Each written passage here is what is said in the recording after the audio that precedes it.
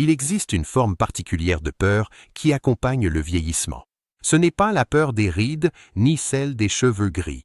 C'est la peur de devenir invisible dans sa propre vie. La peur de voir ses enfants vous regarder avec inquiétude plutôt qu'avec joie. La peur d'entendre ces mots. Maman, peut-être que tu ne devrais pas manger ça. Cela commence doucement. Un chiffre sur une prise de sang, un avertissement du médecin, un flacon de pilules qui devient 2, puis 5, puis 10. Vous arrêtez de manger les aliments que vous aimez. Vous cessez d'aller dans les endroits qui vous rendent heureux. Vous arrêtez de vivre et commencez à survivre. Votre corps devient une prison. Votre énergie disparaît. Vos mains tremblent. Votre vision se brouille. Et le pire, vous devenez un fardeau, non pas parce que vous le voulez, mais parce que votre corps ne vous laisse pas être autre chose. C'est l'histoire que vivent chaque jour des millions de personnes. Mais ce n'est pas la fin de l'histoire, car dans un petit village vit une grand-mère de 93 ans. Elle s'appelle Maria, et elle mange du gâteau au petit déjeuner. Elle boit du thé sucré l'après-midi. Elle mange des pâtes, du pain et des desserts sans crainte. Sa glycémie, parfaite. Son énergie, meilleure que celle de personnes 2 fois plus jeunes qu'elle. Son secret, une épice ancienne que la médecine moderne a oubliée. Voici son histoire, et à la fin de cette vidéo, ce sera aussi la vôtre. En ce moment, vous vous dites peut-être, cela semble trop beau pour être vrai. Je comprends.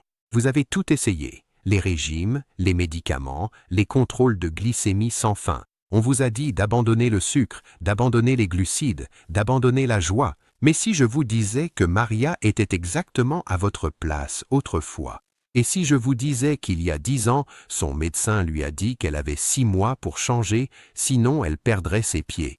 Et si je vous disais qu'elle a découvert un secret si simple, si ancien, qu'il se cache à la vue de tous depuis des milliers d'années. À la fin de cette vidéo, vous saurez exactement quelle épice Maria utilise chaque matin, comment elle agit dans votre corps pour équilibrer naturellement la glycémie, la routine simple au quotidien qui a tout changé, et pourquoi la médecine moderne a ignoré cela pendant si longtemps. Ce n'est pas un miracle, ce n'est pas de la magie. C'est la vérité que la grand-mère de Maria lui a transmise et qu'elle vous transmet à son tour. Mais d'abord, vous devez comprendre d'où vient Maria, car son histoire pourrait bien être la vôtre aussi. Maria avait 83 ans lorsque son monde s'est effondré. Elle avait passé toute sa vie à travailler, à élever 5 enfants, à préparer les repas, à s'occuper de son mari jusqu'au jour où il est décédé. Elle était forte, elle était fière, elle était indépendante. Mais ensuite est venu le diagnostic, diabète de type 2. Au début, elle ne comprenait pas ce que cela signifiait. Le médecin lui a remis une liste d'aliments qu'elle ne pourrait plus jamais manger. Pain blanc, pâtes, pommes de terre, fruits, gâteaux. Tout ce qui lui apportait de la joie était désormais du poison. Le médecin lui a donné des comprimés, puis encore plus de comprimés, puis des injections d'insuline. Ses enfants ont commencé à lui rendre visite plus souvent, non pas pour rire avec elle, mais pour veiller sur elle. « As-tu pris tes médicaments, maman ? As-tu vérifié ta glycémie aujourd'hui ? » « Maman, tu ne peux pas manger ça. » Elle se sentait redevenir une enfant, mais pas dans le bon sens du terme. Un matin, elle s'est réveillée et n'a plus senti son pied gauche. Les mots du médecin étaient froids, cliniques, définitifs. « Si vous ne contrôlez pas votre glycémie, nous devrons amputer. » Ce jour-là, Maria est rentrée chez elle et a pleuré pour la première fois depuis 20 ans. Elle pensa à son mari, à la vie qu'ils avaient construite ensemble, à la cuisine où elle avait préparé des milliers de repas. Et elle se demanda, « Est-ce ainsi que ça se termine? Est-ce tout ce qu'il me reste ?» Sa fille a suggéré une maison de retraite. « Juste le temps que tu ailles mieux, maman. » Mais Maria connaissait la vérité. Une fois qu'on entre dans une maison de retraite, on n'en revient pas. Cette nuit-là, elle ne put pas dormir.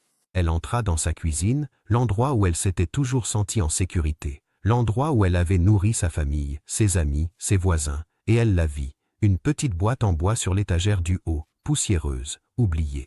C'était le livre de recettes de sa grand-mère. Pas le genre de livre qu'on achète en magasin, mais celui qu'on se transmet, écrit à la main, taché d'huile, de farine et du temps qui passe. Maria l'ouvrit, et sur la toute première page, écrite de la main tremblante de sa grand-mère, il y avait ces mots. Quand le corps oublie comment guérir, rappelle-le lui avec ce que la terre nous a donné en premier. Sous ces mots se trouvait une recette, une tisane simple faite avec une seule épice. Une épice que Maria avait vu sa grand-mère utiliser chaque jour de sa vie. Mais Maria avait oublié. Tout le monde avait oublié. L'épice, c'était la cannelle, mais pas la cannelle que l'on achète au supermarché, pas cette poudre bon marché et sans saveur qui traîne dans le placard pendant des années. C'était la cannelle de Ceylan, l'ancienne, la véritable ancienne.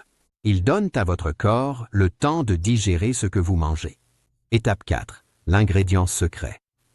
Maria ajoute de la cannelle de Ceylan à tout, son café, son yaourt, son porridge, même ses soupes. Non pas parce que c'est bon, mais parce que la régularité est primordiale. Votre corps ne guérit pas après une seule bonne journée, mais après une centaine de bonnes journées. La science, en termes simples. Voici ce qui se passe à l'intérieur du corps de Maria. Lorsque vous consommez du sucre ou des glucides, votre glycémie augmente. Votre pancréas libère de l'insuline pour la faire redescendre. Mais chez les personnes diabétiques, les cellules cessent de répondre à l'insuline. C'est comme frapper à une porte sans que personne ne réponde. La cannelle de Ceylan aide à rouvrir cette porte. Elle rend vos cellules plus sensibles à l'insuline. Elle aide votre corps à faire ce qu'il est censé faire naturellement. Des études ont montré qu'un seul gramme de cannelle par jour peut faire baisser la glycémie à jeun de 10 à 29%. Ce n'est pas un remède, mais c'est un outil puissant. Et lorsque vous le combinez avec de l'activité physique, des graisses saines et de la régularité, c'est là que la magie opère. Aujourd'hui, Maria a 93 ans. Elle se réveille chaque matin pleine d'énergie. Elle cuisine pour sa famille. Elle va à pied au marché. Elle rit jusqu'à en avoir mal au ventre. Et oui, elle mange du gâteau. Pas tous les jours, mais quand elle en a envie, sans peur, sans culpabilité. Ses enfants ne la regardent plus avec inquiétude. Ils la regardent avec émerveillement. « Comment fais-tu, maman ?» Et Maria répond toujours la même chose. « Je me suis souvenu d'où je venais. Je me suis souvenu de ce que ma grand-mère m'a appris. Je me suis souvenu que la terre nous donne tout ce dont nous avons besoin, si nous sommes prêts à écouter. » Ce n'est pas seulement l'histoire de Maria. C'est l'histoire de milliers de personnes qui ont redécouvert la sagesse ancestrale. C'est l'histoire de personnes qui ont refusé d'abandonner. C'est l'histoire de personnes qui ont choisi de guérir, et cela peut aussi devenir votre histoire. Vous n'avez pas besoin de permission pour commencer. Vous n'avez pas besoin de l'accord d'un médecin pour boire une tisane à la cannelle. Vous n'avez pas besoin d'attendre un miracle. Vous avez juste besoin de faire le premier pas. Faites bouillir l'eau, ajoutez la cannelle, buvez la tisane, marchez 10 minutes, mangez des noix, soyez régulier et ayez confiance. Faites confiance à votre corps, faites confiance au temps, faites confiance à la terre, car il n'est jamais trop tard pour commencer votre propre histoire. Maria l'a prouvé, et maintenant c'est à votre tour.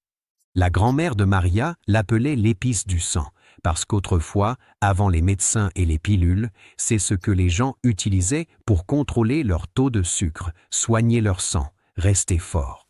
Maria était sceptique. Comment une épice, une simple épice, pouvait-elle faire ce que 10 médicaments ne pouvaient pas? Mais elle n'avait plus rien à perdre. Alors, le lendemain matin, elle fit exactement ce que la recette disait. Elle fit bouillir de l'eau, ajouta une cuillère à café de cannelle de Ceylan, laissa infuser pendant 10 minutes, puis la but lentement, en silence. Elle ne sentit rien au début, mais la recette disait « Bois-en chaque matin, fais confiance à la terre, fais confiance au temps. » Alors elle le fit. Une semaine passa, puis 2. Maria vérifiait sa glycémie chaque jour, et peu à peu, quelque chose commença à changer. Les chiffres baissaient, pas de façon spectaculaire, mais régulièrement. Son médecin était perplexe. « Qu'est-ce que vous faites différemment ?» Maria sourit. « Je bois le thé de ma grand-mère. » Le médecin rit. « Madame Maria, le thé ne guérit pas le diabète. » Mais Maria ne discuta pas, car après 1 mois, sa glycémie était stable. Après 2 mois, son médecin réduisit son traitement. Après 3 mois, elle n'avait plus besoin d'insuline, et après 6 mois, elle prépara un gâteau et en mangea une part sous les yeux de toute sa famille. Sa glycémie ne monta pas en flèche. Son corps ne paniqua pas. Son corps se rappela comment guérir. Alors, qu'a fait Maria et pourquoi cela a-t-il fonctionné? Laissez-moi vous expliquer, étape par étape, comme la grand-mère de Maria le lui a appris. Première étape, le rituel du matin. Chaque matin, avant de manger quoi que ce soit, Maria boit son thé à la cannelle. Voici comment elle le prépare. Faites bouillir une tasse d'eau. Ajoutez une cuillère à café de cannelle de Ceylan, pas de cassia. C'est important. Laissez infuser pendant 10 minutes. Buvez-le lentement à jeun. Pourquoi cela fonctionne-t-il? Parce que la cannelle de Ceylan contient une substance appelée cinnamaldéhyde. Ce composé aide votre corps à utiliser l'insuline plus efficacement. C'est comme réveiller vos cellules et leur rappeler comment traiter correctement le sucre. Deuxième étape, le regain de l'après-midi. Après le déjeuner, Maria fait une courte promenade, juste 10 minutes, dans son jardin ou dans sa rue. Pourquoi? Parce que le mouvement, même doux, aide vos muscles à absorber le sucre présent dans votre sang. C'est comme ouvrir une porte qui est restée coincée pendant des années. Troisième étape, l'habitude du soir. Avant le dîner, Maria mange une petite poignée de noix, d'amandes ou de noix de Grenoble. Pourquoi? Parce que les bonnes graisses ralentissent l'absorption du sucre. Elles protègent votre sang contre les pics soudains.